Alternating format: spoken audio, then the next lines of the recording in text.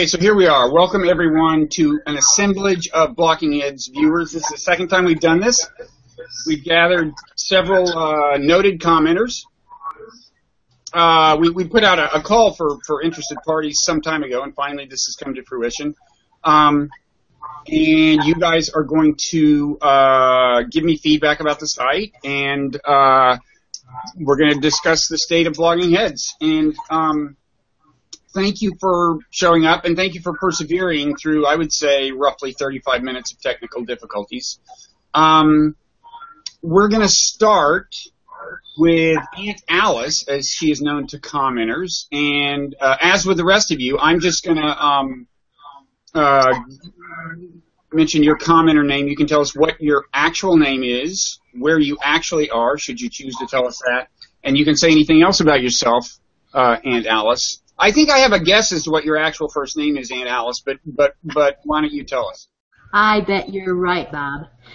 My name is Alice. I used to be Bad Hat Harry, and it has been, I would say, I was trying to remember exactly how long it's been, but it's got to be 7 years. That's been a while. I didn't realize you were Bad Hat Harry. 7 years, 8 years, I don't know. This is like that moment in the movie Rain Man, where the guy realizes that his brother Raymond is the same one they called Rain Man when he was 4. You are Bad Hat Harry. Oh, man, okay. Yeah, I had to switch when you changed format. I needed that change in my life, so I went to Aunt Alice. Anyway, I live in the Eastern Sierra, which is just directly east of Yosemite National Park, and I'm at the base of the crest of the Sierra Mountains. It's gorgeous here, and like I say, I've been doing this for far too long, Bob. It's become an addiction. Not long enough, Alice, but I have a question. If we wanted to have a big camp out where all the Bloggingheads viewers camped out together, would you host us? I would love it. Okay. I would do it in a second. So one action item has come out of this already. Now, next to you, in possibly a locale even more exotic than yours, is Ladak's, as he's known. Ladak's, who are you really? I'm really Harvey Ladak's. You're not really Harvey Ladak's. You're really Harvey, and you're just not telling us your real last name, but that is your prerogative. And let's see, if people who are interested in my last name can go to my blog at ladaks.net, and with a minimum of research can find out my identity. They can read some things I've written. And perhaps most importantly to me, they can listen to some songs I've written. And I want to commend in particular Intellectual Crooks. It's my big production number. Huh? So, yeah, so I'm in southwest France in the country, and we've been here 8.5 years, roughly coinciding with I think we hadn't been here very long when I discovered Bloggingheads. It was just before Obama's first electoral victory. And that's our, let's see. I was a commercial real estate appraiser in the San Francisco Bay Area for about 10 years. Before that, I did other things in commercial real estate. And before that, I got a PhD in classics at Berkeley and an MBA at Berkeley. This confirms our suspicion that you are somewhere on the left of the political spectrum. Any uncertainty on that count was resolved by your saying you got a PhD from Berkeley. Actually, that would be incorrect, because everyone who studied ancient philosophy and wrote dissertations in ancient philosophy in my department, they're all conservatives, which makes sense. I'm the only one who's on the left. Yeah, there is some kind of correlation between being interested in ancient philosophers and being conservative. David Brooks is always quoting guys who have been dead for 2 millennia. David Brooks would not be a good example of someone who's interested in ancient philosophy. You should have done with or a good example of a conservative. Oh, David Brooks is not conservative enough for Alice / Bad Hat Harry, but we may return to that, why don't we move on to Jeff Oster? That is the commenter name. We think we can guess the first and possibly last name of the real person behind that mask. Jeff? Yes, I am. My screen name is Jeff Oster. My real name is Jeff Oster. So you can call me Jeff. I'm in Colorado Springs, Colorado. I've been here for about 10 years. Originally from Idaho. Joined the Army for about 10 years, and ended up here. Okay. And then finally, person with a thoroughly cryptic commenter name, myself. Myself, you want to tell us who you really are? Sure. My name is Richard. I now live in Houston. Before that, Chicago. I have a PhD from McGill University in Canada in clinical psychology. I'm still doing that as a way of making a living, but I'm also currently taking creative writing classes, and that's it. Wow. I could use a clinical psychologist, but we can talk afterwards. So we learned while we were grappling with technical difficulties, we learned the derivation of your commenter name, which is spelled MICELF, or just one E, right? E. You want to share that with us? Yes. It's from the Sly and the Family Stone song. Thank you for letting me be myself again. Spelled, and that part of it is spelled the way that I spell it. I had a very good friend way back when I was getting into the internet who was in a cover band that did funk music. So, well, I am old enough to remember that song, and I did not know that myself was spelled that way. So this has already been an illuminating conversation for me. So I mainly just want to hear what you guys think about the site and questions you have about the site, suggestions you have about the site. And I can ask leading questions if you want, but why don't I just first open it up and see if anybody wants to say anything at all? I would.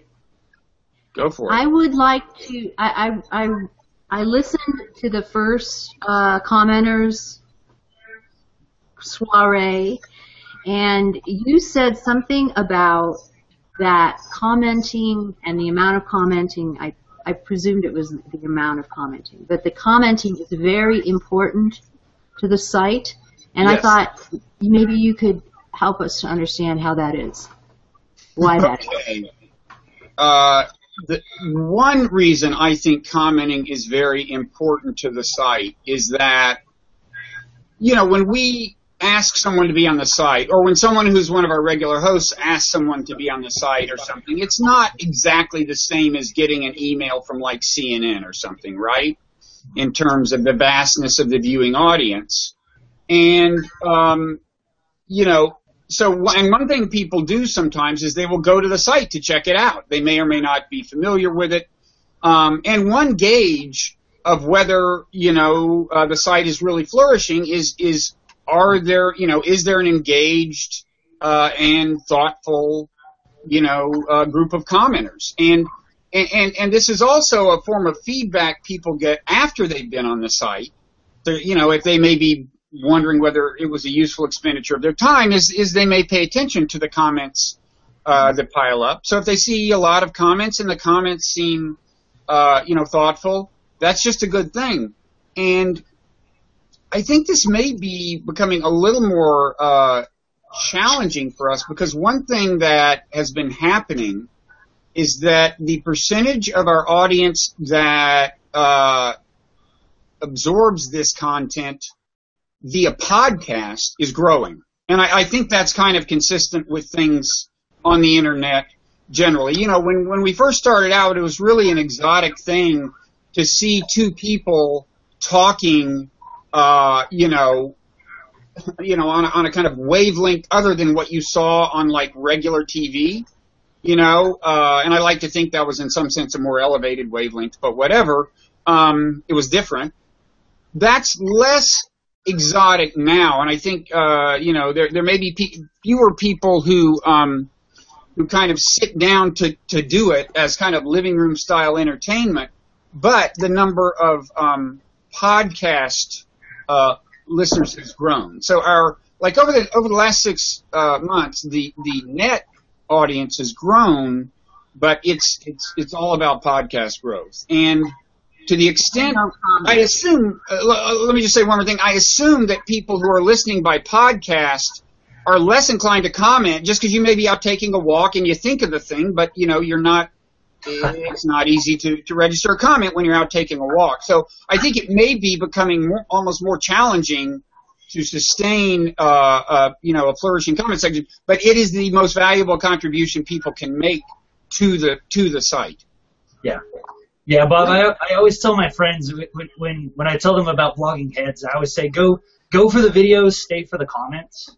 Because the comments section, of course, it sounds kind of self-flattering, but I think the comments section at Blogging Heads is one of the best I've found on the internet. Not just the quality of minds we have there, but also kind of the diversity. Because you have a lot of people right, people left. Most other places you go to comment, it's either like a left-wing site or a right-wing site. And so, the trolls on there are only on one side, But here we have. Whereas at Blogging Heads, we have trolls on both sides. Both sides. It's perfect. It's perfect. That's what we strive for. But actually, you know what? Our troll ratio is actually extremely low. I mean, we know who they are, but we actually don't have a lot of them. So I love the comments section. And we won't name names, will we? We don't want to offend any trolls because that only makes the problem worse. True. Don't feed the trolls. Don't feed the trolls. Well, I hope that is certainly something we work on, and I think it's gotten better. I mean, I think it is unusual to find an ideologically diverse forum that is reasonably civil, and I think thanks to you guys and others, we've done a fairly good job of preserving that. I think it's gotten like 100% better. Is that possible? Yes, it is possible. Quality is doubled. Wild West out there, but I think that recently things have become very civilized. I think it's definitely better than it was at some particular periods in the past, for sure. And again, it's just the greatest service viewers and or listeners can perform for us.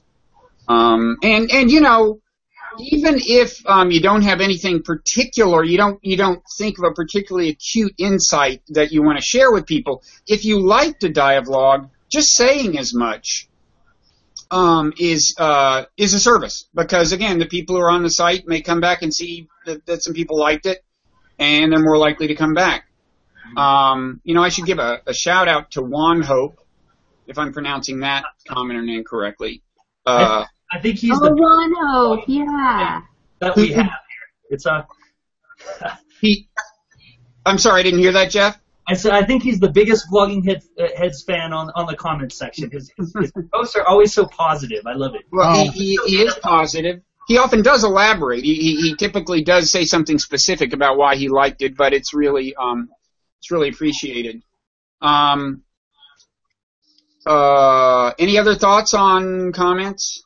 Well, I think about the comment section, and yes, it's fluctuated, it's waxed and waned in terms of how cantankerous and perhaps useful it's been.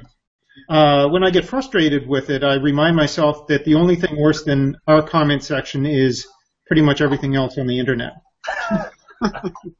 Yeah, it's like democracy is the worst form of government except for all the others. Yes. I'll take that. I'll take that. And one other thought, Bob. I love too how some of the video participants will then go and comment. They'll participate on the comment section, which is pretty neat. It's like meeting the band backstage, So you say something to Freddie DeBoer, and then all of a sudden Freddie is saying something back to you, which is kind of cool. Yeah. Yeah, we appreciate it when that happens as well. And his last thing was a much watched. The one with Rob Farley was a much watched dialogue in terms of volume, and I don't know whether those two things are related, but I love to see that. He's always a good show. He's always a good show. And that's, I'm glad to hear you say that, because I would suspect you don't share his ideology entirely. No, well, in some ways probably, but no, like, and I love the snark too. He gives it pretty hard when he talks. Yeah, now there's a guy who in his commenting days, before he was kind of a person, back on Matt Iglesias' blog, he could be a pretty intense commenter himself. He rose through, I mean, he started out as somebody I think you only saw as a commenter on Matt's blog long ago. Wow. So there's a path here for a big career. Well, yeah, and in fact, we've had a few people. I mean, I wouldn't say that. Dan Kaufman, the philosopher, who is a commenter. Well, now I can't remember his handle. What is it? It's Avarice. Avarice Tarka something or whatever. He now, Alice has a busy life, by the way. He now has done a couple of these philosophy things, and they have also done very well viewership-wise. And so we've catapulted him to the very brink of stardom. Hi, Alice. Hello. How you doing? Great. I just dumped the phone. Yeah, it's phones happen. It's part of the beauty of blogging heads. But Docs, you have made Harvey, I should say, you have made no comment on commenters. Is there a reason for that? No. No? My comment would be if Blogging Heads TV is ever flush again, or not that you ever were, if you were ever flush and had money, I would like to see some of that reinvested in conversational software that is not Disqus. That is not Disqus. Yeah. So we switched to Disqus, Disqus, some time ago. It's had its pros and cons. One annoying thing is that we worked very hard to customize the thing in a way that made it more user-friendly, and then Disqus came out with a new version that precluded, they changed their API, what's it called? Is it an API? It's something, Advanced Programming Interface or something. Anyway, they changed their thing, and we appealed to them and like, hey, you've just kind of rendered our labors obsolete, and it was to no avail. So it has lost a dimension of kind of usability that we had worked hard to give it. I would say, if there is a virtue to Disqus, it remains the fact that it is so widely used that people who are not regular hardcore Blogging Heads commenters may kind of happen by and enter the forum and say something, and for the most part, I mean, that has its perils too, because you can get the equivalent of drive-by shootings basically, but there is virtue in bringing fresh blood in, I think, and so a widely used platform like Disqus maybe makes that a little easier, although it may be that even the more obscure forums are now allowing you to sign in with Facebook or something. But anyway, we will take that under consideration, and I know we lost things as well as gaining things when we moved to. There were technological reasons that our old system was just probably not going to keep functioning as time went on, and that instigated the original move to Disqus. But yes, that point is well taken. I mean, for me, I have a particular problem with it, which is that I sort of I write these mini essays, and on the one hand, it's not, if you're just typing something of any length in the text box, that becomes rather dangerous. You can lose your word. So then I tend to type it in a word processor, but then when I paste it from the word processor into the text box, I have to manually take out all of these carriage returns in order that it not look ridiculous. I mean, it's very cumbersome. That's you can't write anything of any length in there. And there's no it doesn't help to save your document as plain text or anything. I haven't tried that. It never occurred to me. If it's Word or many word processors, you might try saving it as plain text. It would give you that option. And then, I'll try that. And that's usually a cleaner copy and paste. Okay. Okay. So that's comments. Now, what about content? What about are there kinds of shows you particularly like, or people you particularly like, or kinds of shows you don't particularly like, or? Hey Bob, whatever happened to Critic Proof? Alyssa Rosenberg? Well, yeah, she's great. One thing that happens when you don't pay people money is that their attendance may be irregular. So, you know, and you know, they start out with good intentions. Yeah, I really like doing this, and I'd like to, I'd like to do whatever. I think in her case, the goal was like 2 per month or something. And then they get swamped, and they don't do it, and they don't do it, and they don't do it. And we kind of have some threshold of underperformance below which we kind of suggested them, well, maybe we should just take the show off, and then you'll do it when you can. And that's what happened with her. And so every once in a while we may approach her about a topic, and we're always open to her whenever she wants to come on the site. But we feel like if we're going to have this list of shows on the left-hand side of the site, you know, the people doing the show should have showed up within recent memory. Right? Is it up to the interlocutor? I just love that word. To find another interlocutor, or I mean, do you assign pairs, or how do you do that? The answer is that the people who have the shows, like Alyssa when she had the show, they have carte blanche. They can go out and find whoever they want. If it's something that doesn't fit into one of those slots, it means that it is something that we arranged, probably. I mean, it may be somebody who came to us with the idea, but in any event, we played a role in selecting it in one sense or another. Whereas the people, so like Rob Farley, with Foreign Entanglements, we don't know who he's going to show up with. He'll just get the people, and we trust him, and that's the way that works.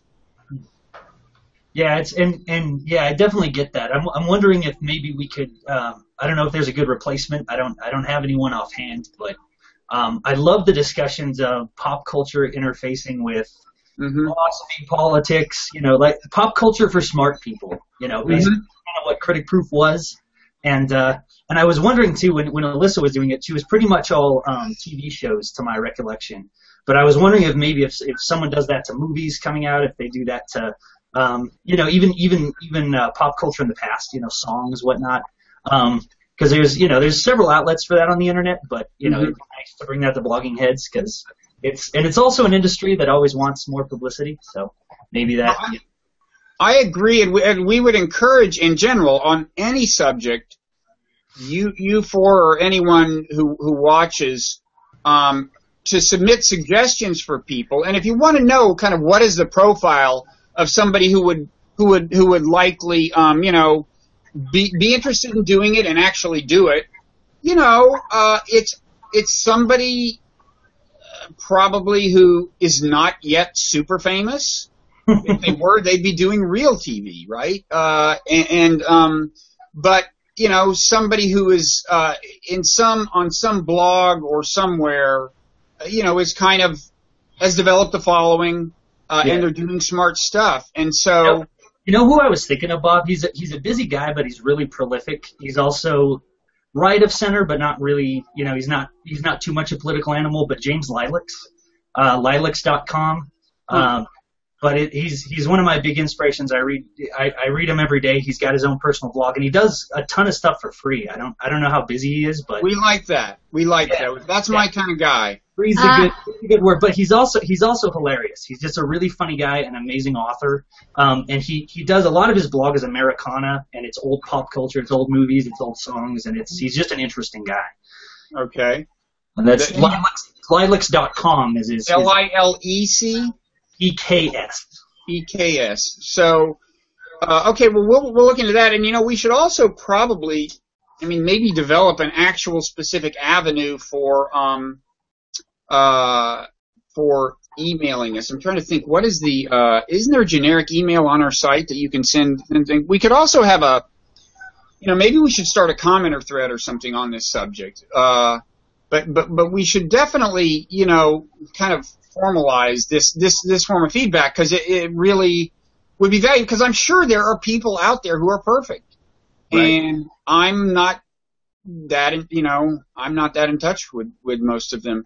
Now, do any of the other three of you have any particular nomination while we're on the nomination subject? Well, go ahead. No, please. Well, since Jeff mentioned this Lilacs person who was unknown to me, but there's a conservative guy who is sort of a cultural critic who also writes about jazz, but is on the right side of the political spectrum, named Terry Teachout. Oh, yeah. Well, he's pretty well known, right? Yeah. I mean, that doesn't mean that he wouldn't work for nothing. I don't know. Well, he might work for nothing. Where does this stuff appear? Has he done stuff for the New Yorker or what? He's definitely anyway. But yeah, he's somebody we haven't tried. And I mean, look, we shouldn't sell ourselves short. We try people who people have heard of, and they come on the site sometimes. It happens. Any other nominees? The name is failing me, but the way I got to Bloggingheads to begin with was through a site called The Enlightened Caveman, and he was all about evolutionary psychology. And he actually has contacted you several times and not gotten a response. Should I tell him to try again? Sounds impossible. I can't believe that. I'm kidding. It's possible that that's happened. I'm opening my email to see if there's anything from him right now. Oh, not today. Long ago. Okay. Hey, Bob, the last time you and I did this, I had made a specific suggestion of... I fear you're about to tell us we didn't follow up on it, but go ahead. I don't know if you did or not, but he never appeared as far as I know. Doug Henwood. Spell it? Henwood. Okay. Well, we are, do you think we should formally task, Brenda, who performed the technological marvel of getting us on the air, do you think we should, she's listening right now, and maybe we should ask her to be writing these down and tell her that she's fired if she doesn't, do you think? Sounds great. Okay. That's a lot of pressure, but... She's easily intimidated, I saw. Guess again. I think you're getting her mixed up with somebody else. Okay, and what about, categories of content? I mean, you mentioned kind of pop culture. What about the general... Well, first of all, are there any other kind of categories of content that you think are overdone or underdone? Well, I think if you think about, Bloggingheads as perhaps analogous to, the New Republic, we've got a lot of the front pages covered, but not so much of the back. I think the issue is culture in general, right? Very little about art, music, as well as the pop culture that we've already talked about. Yeah. Some of these things are challenging. I mean, it depends on who you approach them, but the challenge of building a kind of a critical mass in terms of audience varies from subject to subject. Yeah. Jazz would be a good example, I guess. I mean, there is great jazz criticism. One of the great things about the internet is, in principle, you can build an audience for even if the absolute size of the audience out there isn't huge. You can build a substantial following. You can reach out to all corners of the world. It sometimes takes a while, but I guess the appeal of current events is that there's certain things that kind of everyone is paying attention to, and that's it's right now, Bill Cosby, everyone's heard about this, and so your potential audience is everyone. You have something interesting to say, you have a lot of potential for audience. Some of these things, and that's also kind of the issue with a lot of this TV stuff. Different people watch different shows. Anyway, the best things that Bloggingheads does, Bob, is current events. Especially people from overseas.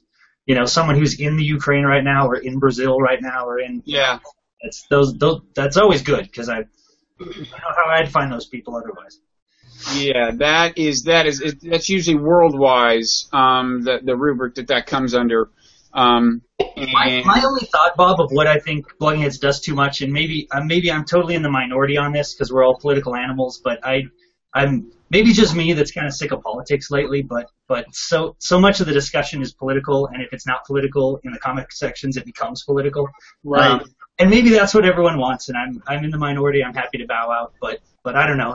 There's a lot of kind of left-right kind of debate that just isn't really. It's not interesting. It just. You mean debate about policy as opposed to? I mean, there's coverage of policy and there's coverage of just horse race politics. Who's going to win this election and what message do they need to win the election? Is it that whole realm that you think is not as interesting to you as it used to be? I honestly, I mean, I like the DMZ. I like Sharon Lewis because they can talk to each other like human beings, and then of course we can all hash it out in the comments section. Beyond that, and then I like Woodruff and Strauss. It's kind of it's more on the right. I like what would be the equivalent on the left, I guess. I mean that stuff is fine. I think Bloggingheads has politics covered pretty well. What's that, Alice? The guy from Town Hall. I can't think of his name right off. Glass. Yeah. Oh, yeah, Stephen Glass. Yeah. He's also right. But, yeah, I mean, and I wouldn't change any of that. I guess I'd just say, if we're launching out into more stuff, I would go toward less politics rather than more. But yeah. Jeff, you're not alone. Thank you, Rich. Yeah, I kind of agree. What'd you say, Alice? I might have to leave. I love politics. You love the politics. Okay. I have 3 ideas. I bet you never noticed that, huh? I have 3 ideas for subjects that I don't think have been well covered. And those are, I'd like to see a conservative woman and a, raging leftist feminist. And a raging leftist. So a conservative woman who is skeptical of mainstream feminism, you're talking about. I would watch that. Yeah, I mean, I would just love to hear the other side expressed, because all I've heard, at least on Bloggingheads, is pretty much people who are complaining about the status quo, and so that I would like to hear that. And then the other 2 are I would like to have a somebody like Amy Wax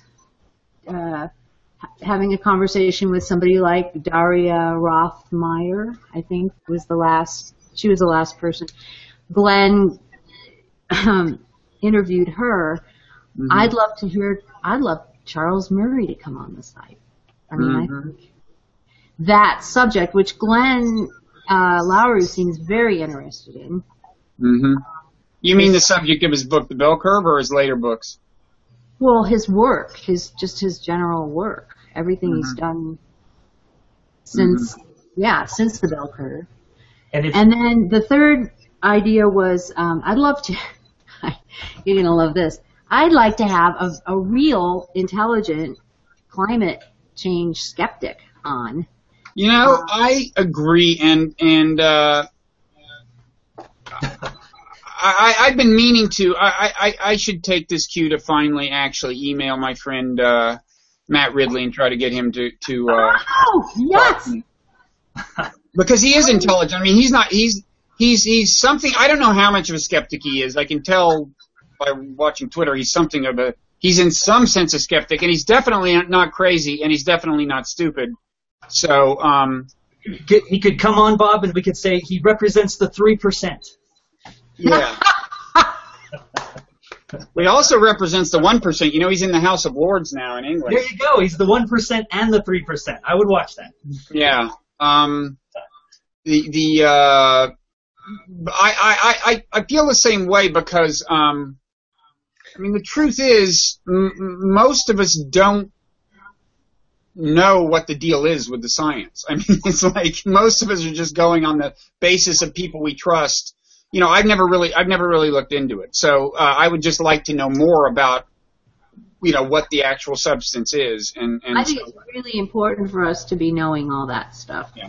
And because it's one of those ones where left and right do not really even come close to agreeing. Yeah. I will email Matt. I vow and promise to do that. And if he doesn't come on, I will feel insulted. But you will know I tried, Alice. Well, there are others. He's not the only one in the world. He's not. I could give Brenda a list. Feel free to send us a list. Wait, isn't there? There's some Scandinavian who wrote 50 years ago an 850-page skeptical tome, The Climate Skeptic, or something like that. I think Bjorn Lomborg. Yeah, I think we may have tried him. I may be wrong. It would have been a while ago. It would have been years ago, but I may be wrong anyway. Does anybody else have, so 3 ideas is good. If you all have 3 ideas, that'll keep us busy for, I feel like the site has started to give somewhat short shrift to economics. There was a period, at the height of the crisis, there was a lot of coverage of economics. Now it's faded totally in the background, although, and just a particular suggestion, I thought one of your best guests ever is that economist Yanis. The Greek? Lots of media appearances. I heard him, for example, on Doug Hedlund's radio show. He's in Texas now, I think, but the point is, I'm one of these people. I've kind of stopped following the news to a very great extent. Too depressing. It's we have. I would like to be up to date on what's going on with Greece because it's very odd that things are quiet on the periphery of Europe politically. There just isn't that much political ferment, but things, as far as I know, are quite bad economically. Unemployment is really, really high in Spain and Portugal and Greece. Things are doing. I think things are going slightly better in Greece, but you're right. Now this is the guy who was on the site. He's been on the site right back when he was in Greece. If he's the guy I'm thinking about, and I didn't realize he was in Texas now. Now, as for economists generally, Glenn did recently, I think, have Dean Baker on, and so it happens. It is kind of a challenge doing something that's not getting done elsewhere. Because there's a lot of economics coverage, on regular TV, and then there's the purely business coverage, which is usually a horse of a different color. But that's a good idea. We got Thomas Piketty's translator. Did you notice that? That was a get. It was a get. That was a very interesting conversation. About the nuances of translation and stuff. You had Arthur Goldhammer? Yeah. Yeah. Oh, I didn't even know that. Search for him on the site. Search. Put the name in the search box and download the podcast. He's got a blog that is now my main source for following French politics. Anyone can read it. Right. It's quite good. It'll tell you most of what you need to know, and then you don't have to read the French newspapers. Real time saver. So, and speaking of where was I speaking of it? My question is, do you all actually watch, you sit down and watch, or do some of you listen to podcasts all the time, or sometimes, or what? Are any podcast listeners here? None. I always watch. I occasionally, when you say podcast, you mean just downloading an MP3 and playing it? Yeah. I do that sometimes if there's, if I want to listen in the car, I do that. If I'm taking a walk, I do that. Mostly I watch. Mm-hmm. Sometimes I don't watch and I just listen to the audio. Mm-hmm. But not as a podcast. I stream it. And you can also subscribe to the podcast if you have whether through iTunes or any other kind of podcast software. But so this is consistent with my theory that that viewing because to judge by the numbers, most of the people tuning in are actually not viewing, and yet these 4 people selected from the comment section are viewing. It's consistent with my theory that viewing is much more conducive to commenting than listening on a podcast. Bob, have you in fact noticed a correlation between number of comments for a given episode and how many views you have? I've never tried, but no, I've never broken it down like that. I've never even broken down different episodes by ratio of podcast to views. Okay. And I tend to think that's not the big. I tend to think that's not the big differentiator, but that's just a guess. Hey, Bob, just one more thought. I don't know if this is way out of our league, but Camille Paglia.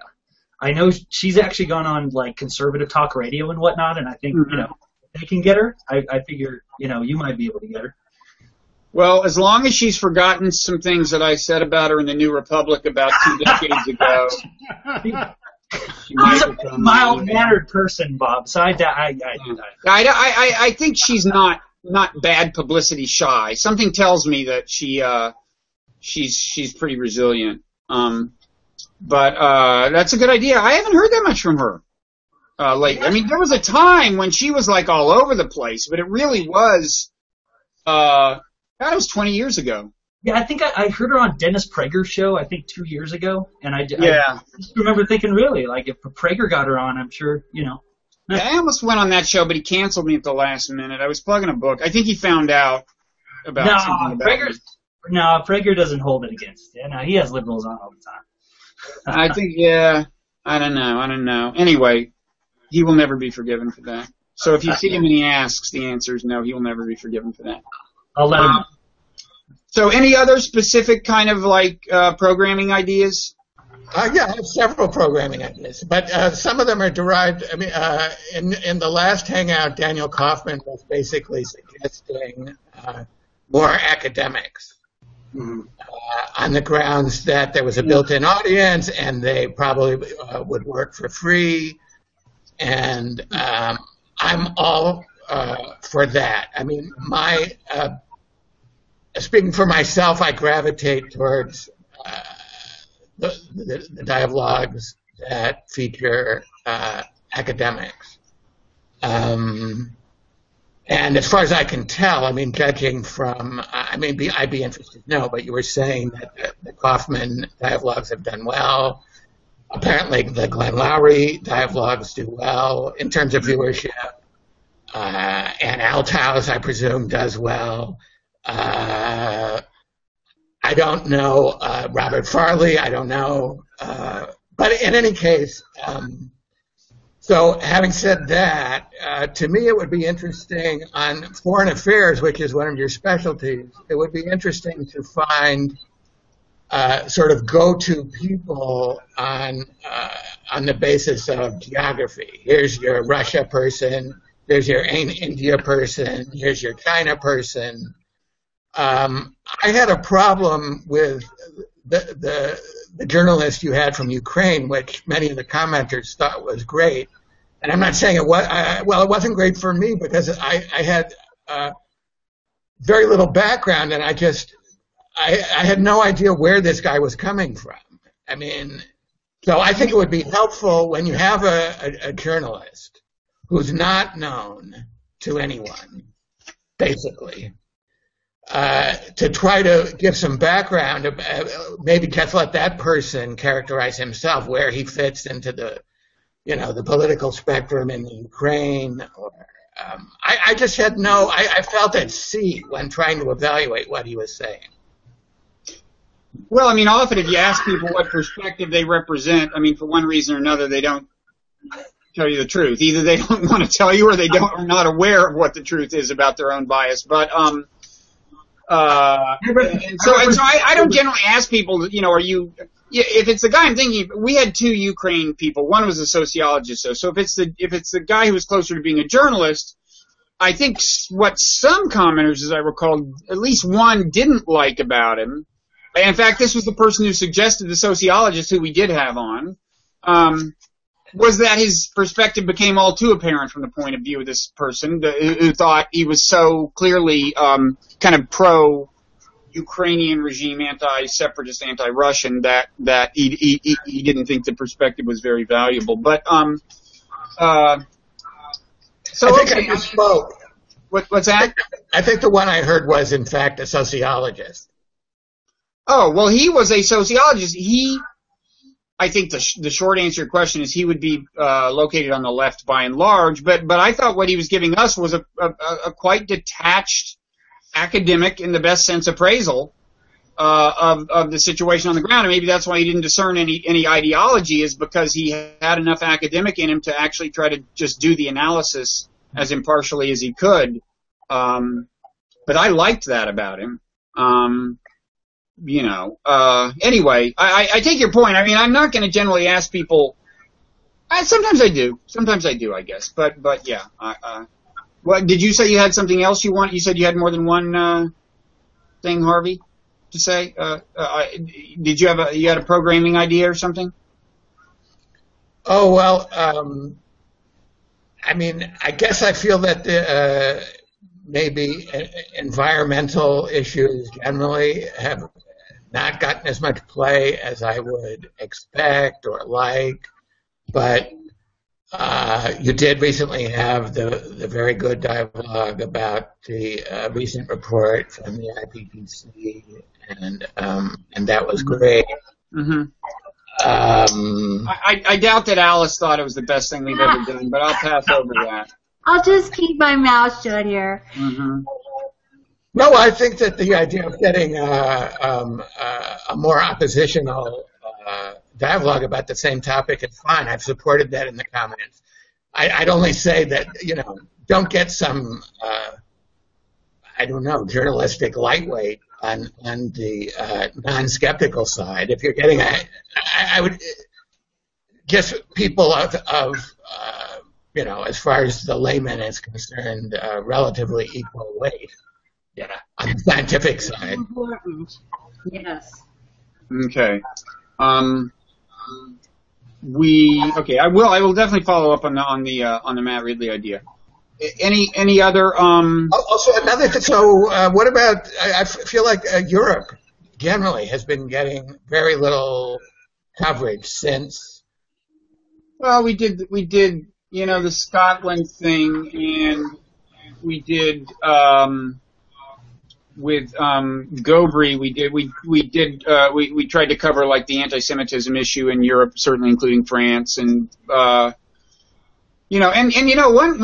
problem is sadly, from my point of view, foreign policy tends not to draw as large an audience as kind of domestic politics stuff, which we're I'm the opposite. No. Yeah, I mean you're right, and it's my interest is much more in foreign policy probably than in domestic policy, and certainly more than in domestic politics. But I seem to be the opposite of the average viewer, including, to judge by the numbers, the average Bloggingheads viewer. Foreign policy, it tends to only get a very large audience when you time it right, and it's not easy to time it right, especially if you're trying to get some kind of actual expert or somebody on the ground over there who really knows their stuff, to be able to get them, to pick up the line right when something is happening, as opposed to getting them to agree to do it a week in advance or something, can be challenging. But anyway, you're preaching to the converted here, because I like foreign policy and, hope to do more of it myself. But, it's a big world out there. Any other? Do any of you have any other? Yeah, another thought, Bob. I went back and watched the old commenter hangout from I think it was a little over a year ago. Uh-huh. And I think the other Jeff commenter, Jeff AEM Jeff. That's the one. I think he mentioned he'd like to see, and I think Dan Kaufman said this too, but I think they said that they'd like to see more religion from kind of a different perspective, and I kind of echo that. I wonder if you tried to find anybody. I'm sure Sarah Posner is a wonderful person. She has some great guests on. She really does. And she's really and she's really good. And she just had this Mormon on, the same woman I had talked to actually back when Mitt Romney was burst on the scene. But yeah, I think Sarah's really good. But anyway, but I take your point. She mostly does the politics of religion. Yes, it's the perspective of religion. If you think it's kind of all BS, and it's like if you do, then that's fine. But it's just it kind of guarantees a shallow conversation. So yeah, I don't even think it's so much that I don't think her premise. I don't think the assumption undergirding her stuff is that it's all BS. I just think it's kind of it just focuses on the political meaning of it. So it's agnostic. It's agnostic as to religion. It basically says let's look at the political and social and cultural shadow that religion casts. Totally, which is very valuable. But you're right; it's not the only dimension. Right. And I think you're going to see me doing more of that stuff and other people doing more of that stuff within the not-too-distant future. I'm very interested in it. And I'm also very interested in philosophy. I mean, I am broadly interested in kind of the meaning of life front. And let's do one dialogue on that, Bob. Let's just the meaning of life. Meaning of life? Would be good, actually. Who should I talk to about the meaning of life? I have views. I could just talk to myself. I have many views. It could be a monologue. Robert Nozick. Robert Nozick. Is Robert Nozick still alive? No. Yeah. What? Yeah, he's not alive, right? You should talk to him. Yeah. So that's consistent with my idea that I would just do all the talking. So that's fine. That's a good idea. You know who I'd love to have is Thomas Nagel. That's a good idea. That's a good idea, but we contacted him when his book was getting so much heat, and the publicist said he's not doing any interviews at all, which is a shame. His book got heat? Well, his last book, which seemed to question, the theory, Darwinism or scientific materialism or some combination of the above. I thought anyway, this isn't about that. I thought he was in some ways unjustly attacked, but I didn't read the book. I just read his own shorter summaries of what he was saying, but I want to get into that. I'm hopeful that we will have the resources to get into that whole field of things more thoroughly than in the past. I'll know in a month or so for sure. By the way, out there somewhere on the web is an old site called meaningoflife.tv, which consists of interviews I did. This was in the early days of video on the web. I mean, goes back to like 2001. And I actually went around to people and interviewed them in person. So like Dan Dennett, Steve Pinker, and theologians and so on. And the archive is still there if anybody wants to check that out. I recently had occasion to look at your interview of Dan Dennett. Good. I didn't know it was on Meaning of Life TV. I was doing Daniel Dennett research. Yeah, he's still kind of mad at me for that, but I won't go into that. Or mad about the way I characterized it in writing. And maybe he's not mad. Maybe he's forgiven me. Anyway, so I'm hopeful for more Meaning of Life stuff broadly. Another show that is kind of lapsed but did well and seemed popular is the Mind Report. It's more about psychology and just the way the mind works, and I'd like to do more of that as well. Bob, on the psychology front, the Mind Report was great. I wonder if there's maybe a little more health science / public health discussions people could have as well. Mm-hmm. That's maybe a little more applied than the Mind Report, but isn't all the politics of science like global warming. And, there was probably a lot of interesting discussions that could have been had about Ebola just from a public health perspective. Yes. It wasn't just the politics of it, Yeah, I agree. I don't have any names, unfortunately, but that's. Yeah, it's not too late for Ebola. I mean, the sense of peril has kind of passed in the United States, but it's still out there victimizing people, and who knows, it could become a big issue here again. Only if it happens in the United States will it become a big issue. Yeah. if it doesn't happen here, it didn't happen, right? Right. Sad. Okay, so let me. Any other thoughts? I have a question, which is, what is, as you see it, what is the mission of BloggingHeads TV going forward?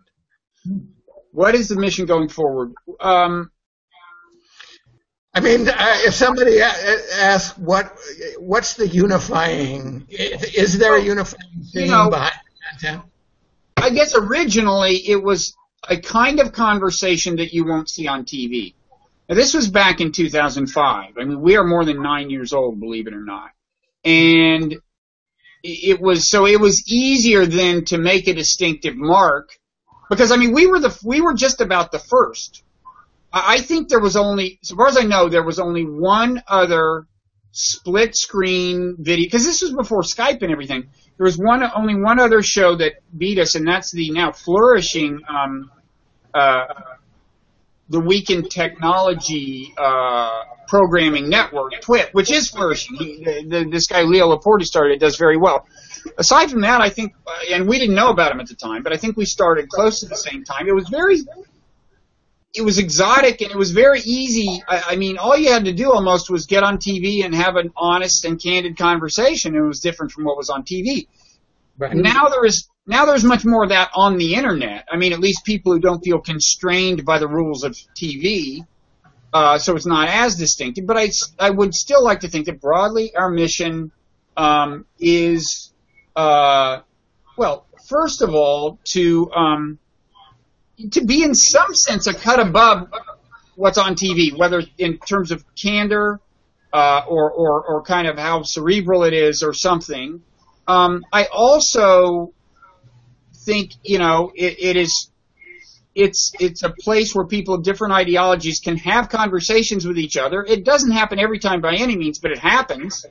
And when it does, there's a group of viewers and commenters who are themselves ideologically diverse and are receptive, and themselves have a conversation that is, you know, that is constructive and civil.